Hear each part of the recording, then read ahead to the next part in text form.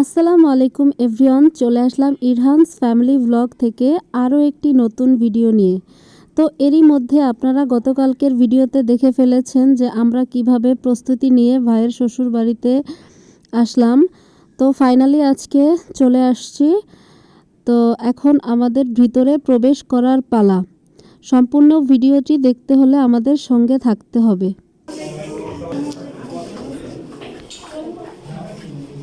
ভিতরে প্রবেশ করার পরে সবার সাথে পর্যায়ক্রমে কুশল বিনিময় সেরে আমরা একটা রুমে বসে পড়লাম।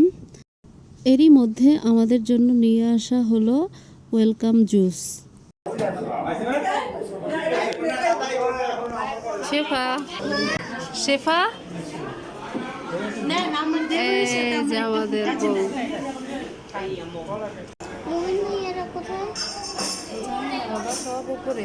বাবু কোথায় বলো আগে। এরই মধ্যে মেহমানদের জন্য মধ্যাহ্নভোজ রেডি করা হয়েছে।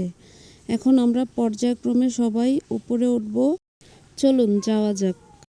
উপরে উঠেই দেখতে পেলাম খাবার দিয়ে পুরো টেবিলটা সাজানো। খাবারের মেনুতে ছিল আস্ত রুই মাছ ফ্রাই, আস্ত মুরগি ফ্রাই, তারপরে খাসির কোরমা, রূপচাঁদা ফ্রাই, সালাদ, টিকিয়া কাবাব, তারপরে হচ্ছে রোস্ট 2টা সাইজ করা হয়েছিল, বাচ্চাদের জন্য একটা, বড়দের জন্য আস্তটা। তারপর ছিল চিংড়ি মাছ, সাথে ছিল ইলিশ মাছ ফ্রাই। মাশাল্লাহ, আলহামদুলিল্লাহ, খাবারের কোনো কমতি ছিল না। অনেক অনেক আইটেম তৈরি করেছিল আমাদের জন্য, শুকুর আলহামদুলিল্লাহ।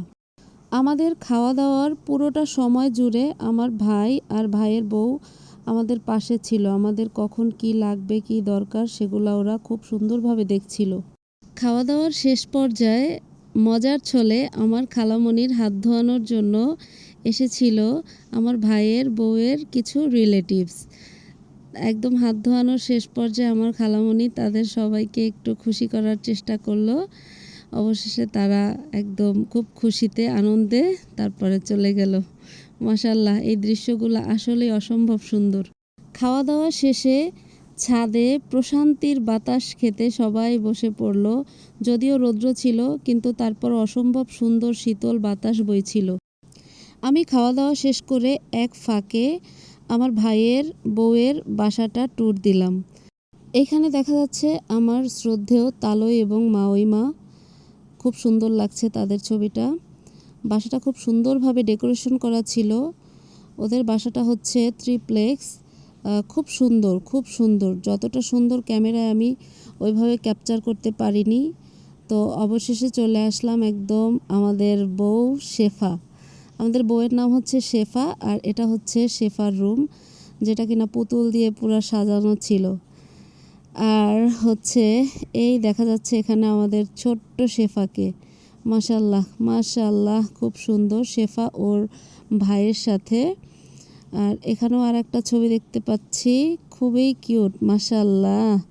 ওদের পুরো বাসার ডেকোরেশনটা আমি আসলে ক্যাপচার করতে পারিনি। এত এত বড় স্পেস ছিল যে সময়েই একদম সব কিছু মানে সম্ভব হয়ে ওঠেনি। এর ভিতরে আবার হচ্ছে নিচে ডাক পড়লো যে ডাইনিংয়ে ওদের ওখানে বিকেলের নাস্তা রেডি করা হয়েছে।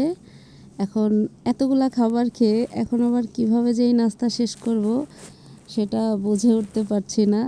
যাই হোক, সবাই অল্প অল্প করে জাস্ট সব কিছুই একটু খেয়ে নিচ্ছে, এই আর কি।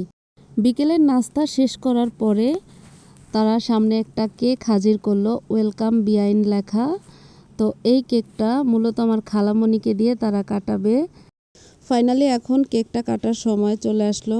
আর এখানে খালামণি আর হচ্ছে আমার ভাইয়ের শ্বশুর শাশুড়ি সবাই মিলে আনন্দের সাথে কেকটা কাটলো।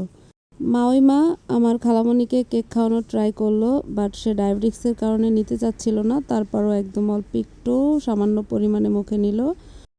মাশাল্লাহ, আলহামদুলিল্লাহ, মুহূর্তগুলো অসম্ভব সুন্দর ছিল, শুকুর আলহামদুলিল্লাহ। আন্টি হাতে কি গিফট? দেখতে দেখতে একদম শেষ মুহূর্তে চলে আসলাম। এখন আমাদের বিদায়ের পালা। বিদায়ের সময় প্রত্যেকের হাতে গিফট ধরিয়ে দিল। মাশাআল্লাহ, আলহামদুলিল্লাহ। তো বিদায় নিয়ে আমরা একদম চলে আসলাম নিচে, আর এখন চলে যাব যে যার যার গন্তব্যে। তো আজকে আমাদের দিনটা খুবই স্পেশাল ছিল, খুবই আনন্দ ঘন মুহূর্ত ছিল। আশা করি আপনারা এনজয় করেছেন। তো আজকের মতো এখানেই বিদায় নিব।